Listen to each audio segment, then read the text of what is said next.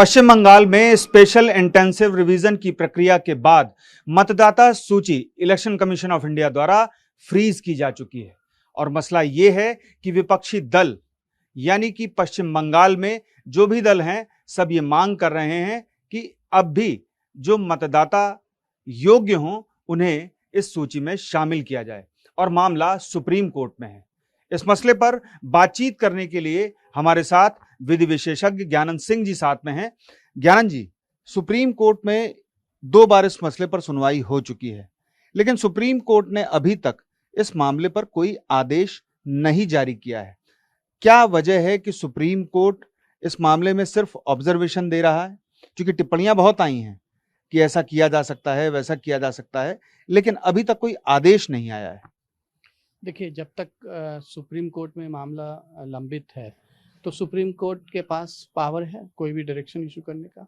जहाँ तक कानून की बात है, जो कानून की व्यवस्था है, वो जो इलेक्शन में इलेक्टोरल ऑफिसर होते हैं वो जो इलेक्टोरल रोल है उसमें सुधार कर सकते हैं, नई एंट्रीज डाल सकते हैं, कोई उसमें है तो उसको निकाल सकते हैं।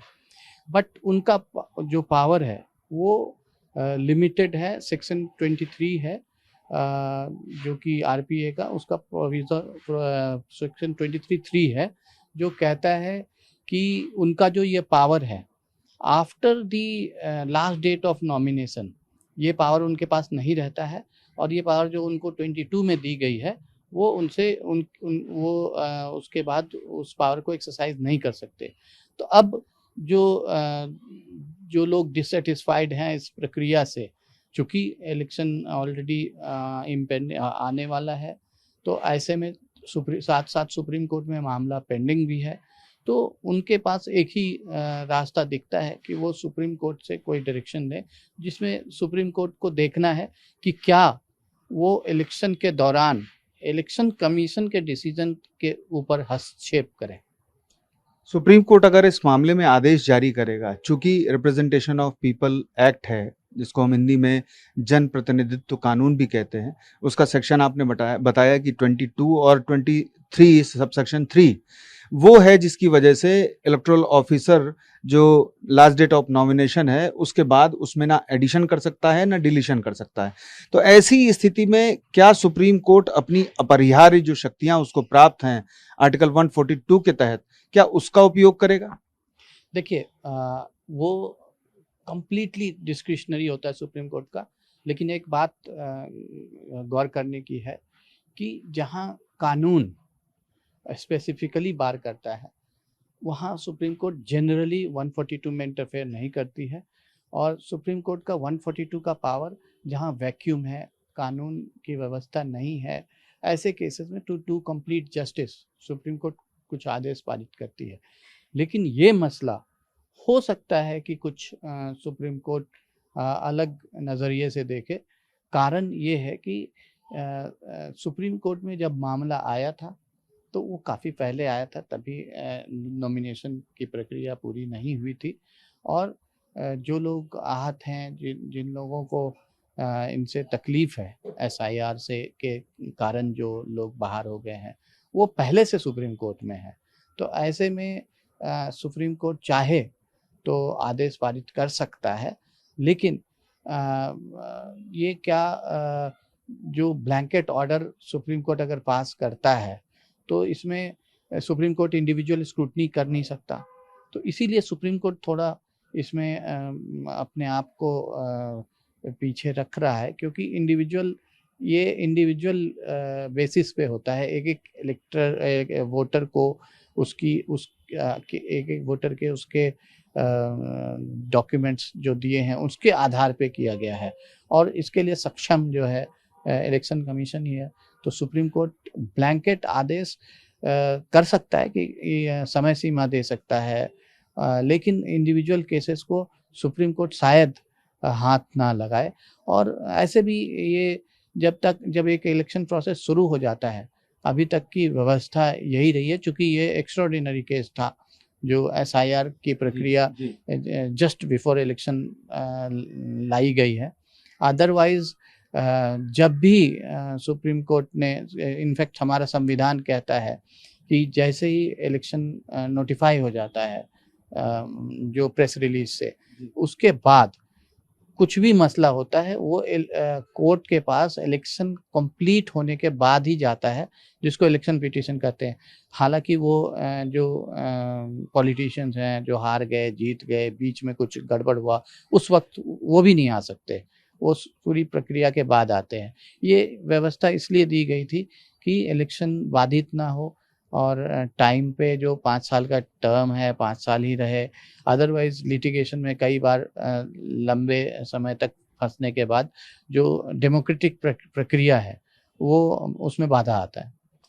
सुप्रीम कोर्ट ने इस बार जुडिशियल जो ऑफिसर्स हैं उनको भी इन्वॉल्व किया और ये भी देखने में आया कि उनको बंधक भी बनाया गया, उन पर हमले भी हुए और उस मामले में सुप्रीम कोर्ट ने एनआईए से जांच भी शुरू करवा दी और उसकी एक स्टेटस रिपोर्ट भी कल सुप्रीम कोर्ट में पेश की गई।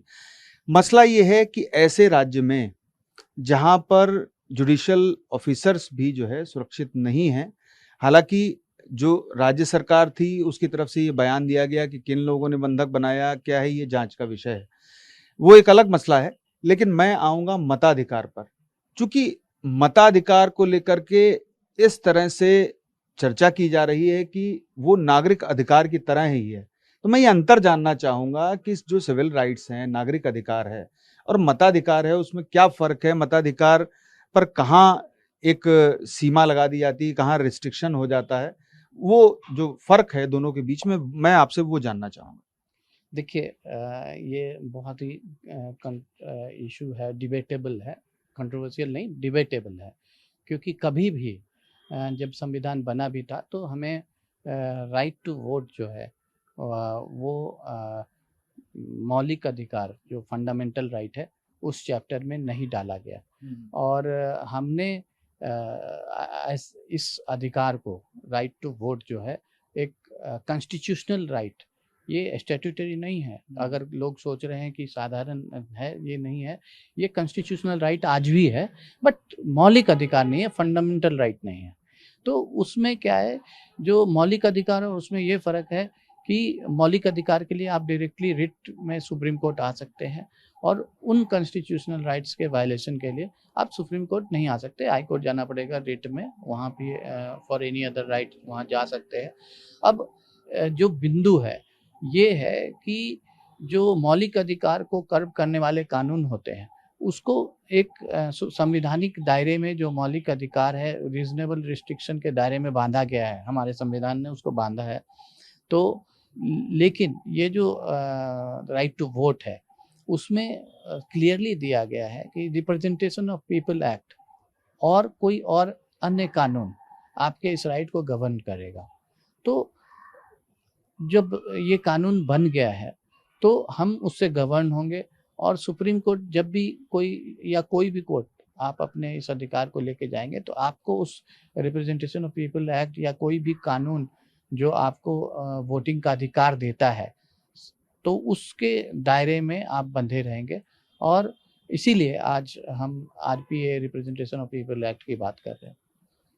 कल सुप्रीम कोर्ट ने एक टिप्पणी की जस्टिस जयमाला बागची ने कि 2% लोग के मार्जिन से जीत हार होती है, जहां पर वहां पर अगर 15% का जो वोटर लिस्ट में डिलीशन है तो फिर उन परिस्थितियों को भी उन्होंने उजागर किया। तो ऐसी स्थितियों के मद्देनजर ही शायद सुप्रीम कोर्ट में ये मामला लंबित है। लेकिन दूसरा सवाल ये उठता है कि अगर किसी अन्य देश का जो नागरिक है वो भारत में आकर के नकली दस्तावेजों के जरिए मताधिकार की व्यवस्था हासिल कर लेता है, तो क्या उसे उससे बाहर किया जाना जरूरी है? और या फिर ये गौर किया जाना जरूरी है कि 2% का मार्जिन? मैं आपसे ये जानना चाहूंगा कि आखिर जो पॉलिटिकल व्यवस्था है उसमें जो डिलीशन है और एडिशन है वो कितना महत्वपूर्ण है? देखिए, जब आप 2% की बात करते हैं, इसके दोनों पहलू हैं। अब किसी ने अगर इसको इस पहलू से देखा कि 2% 3% के मार्जिन पे इलेक्शन जीते और हारे जा रहे हैं और 15% को इसमें हटा दिया आपने तो इलेक्शन टेम्पर होगा, नहीं।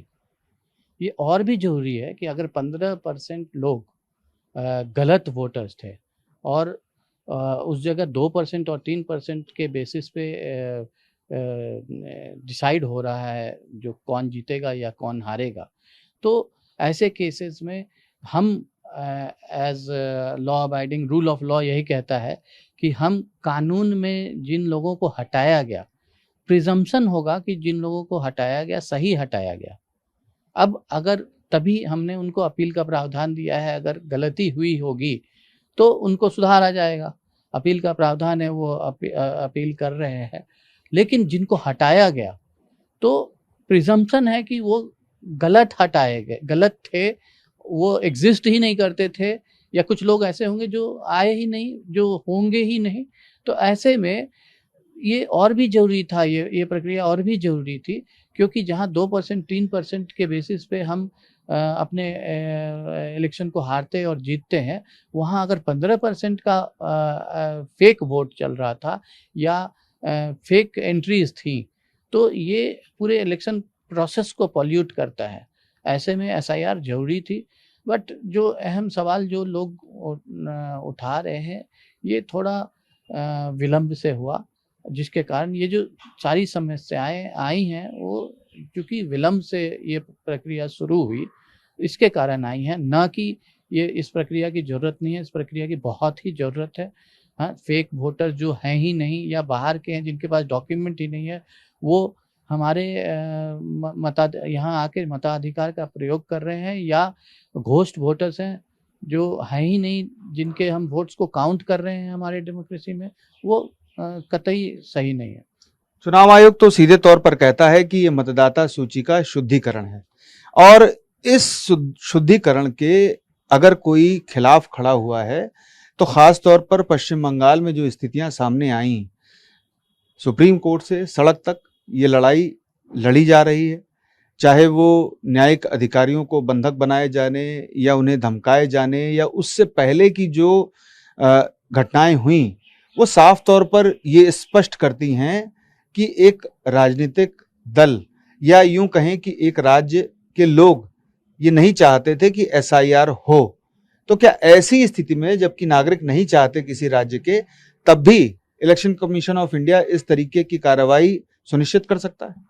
एकदम कर सकता है, और ऐसे राज्य में जो कि बॉर्डरिंग कंट्री से लगता हो, और ऐसी कंट्री से लगता हो जहाँ से हमको पता है, हमारे देश में कई बार मुहिम छेड़ी गई है ऐसे लोगों को जो हमारे यहाँ एंट्री करते, पोरस बॉर्डर है हमारा, और वो राज्य एकदम कंटिगुअस है, सटा हुआ है उस देश से, और वहाँ से अगर लोग आ रहे हैं और यहाँ जो समस्या हो रही है, इतनी बड़ी बवाल हो रही है, तो कहीं ना कहीं उसका कारण ये है कि वेस्ट बंगाल से बांग्लादेश सटा हुआ है, और कहीं ना कहीं लोग वहाँ पे हैं जिनके पास दस्तावेज नहीं है, जो ये नहीं साबित कर पा रहे हैं कि वो कब से यहाँ रह रहे हैं, और ऐसे ही लोगों को जो है एसआईआर से, जो इलेक्टोरल रोल से बाहर किया जा रहा है।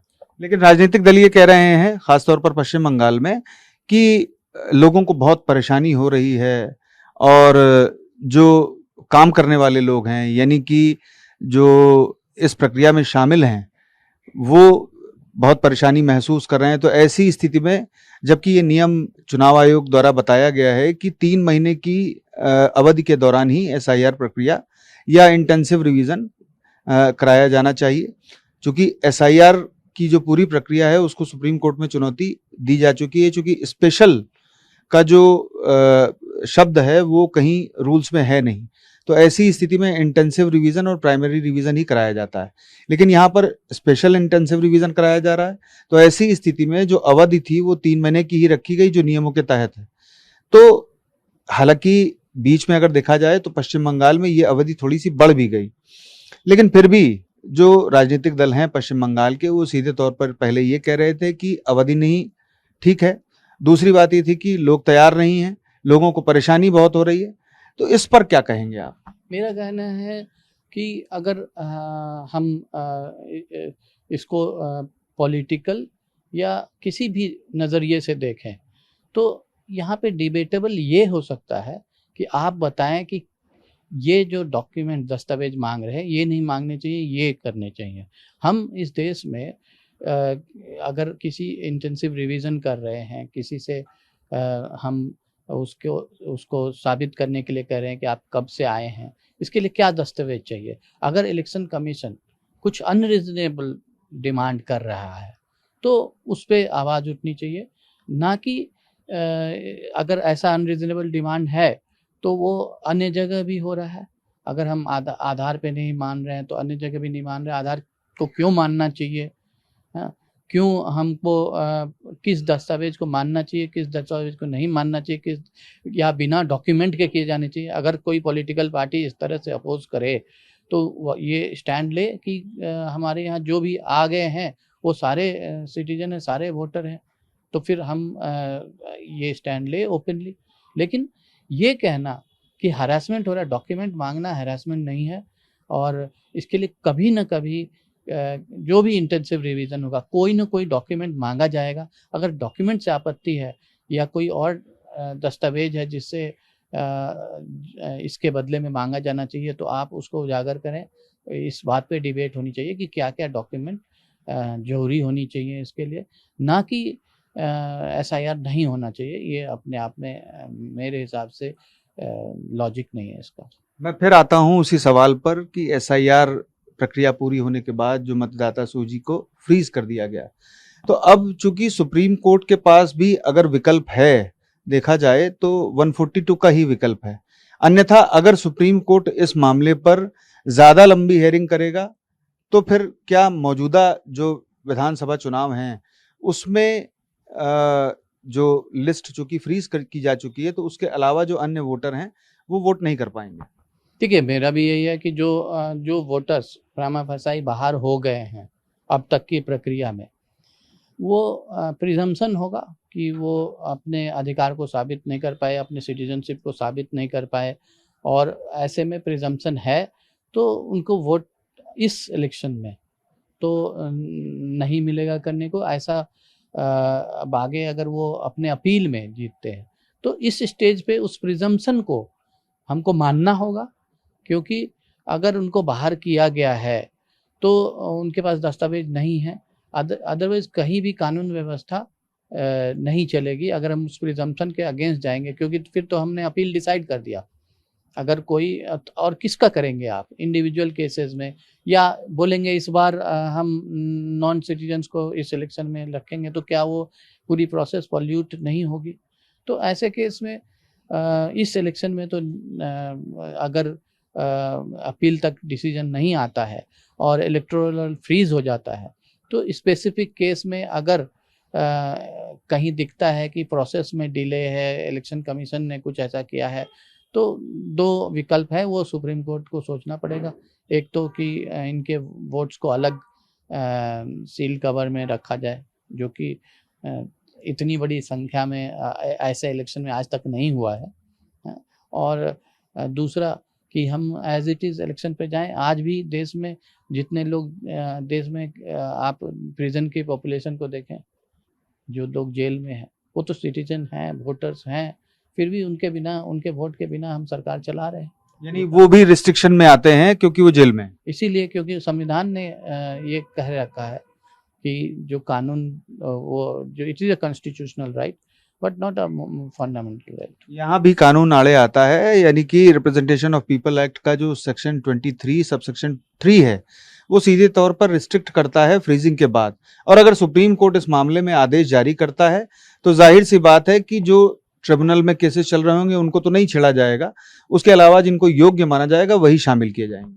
देखिए, दोनों ही नज़रिए से देखिए, वो जो प्रोविज़न दिया गया है आर्बिट्रेरीनेस को दूर करने के लिए गया है। जो इलेक्शन कमीशन है, जो इलेक्टोरल ऑफिसर हैं, उनके वो भी अगर दोनों ही तरीके से देखिए, अगर इस प्रक्रिया को नहीं रोकी जाए नॉमिनेशन के बाद तो आर्बिट्रेरीली वो कभी भी डिसीजन लेके किसी को डाल सकते हैं। बिल्कुल, शायद यही वजह थी कि कल सुप्रीम कोर्ट में एक PIL फाइल हुई जिसमें मांग की गई कि हमारे पास पासपोर्ट है और ऐसी स्थिति में हमारी जो अपील थी वो चूंकि डिसाइड नहीं हो पाई और ट्राइब्यूनल में मामला जाएगा तो हमें वोट करने का अधिकार दिया जाए, तो सुप्रीम कोर्ट ने सीधे कहा कि आप ट्राइब्यूनल में ही फाइल करिए, यहां से आदेश नहीं दिया जा सकता। शायद वो उसकी वजह आरपी एक्ट ही है।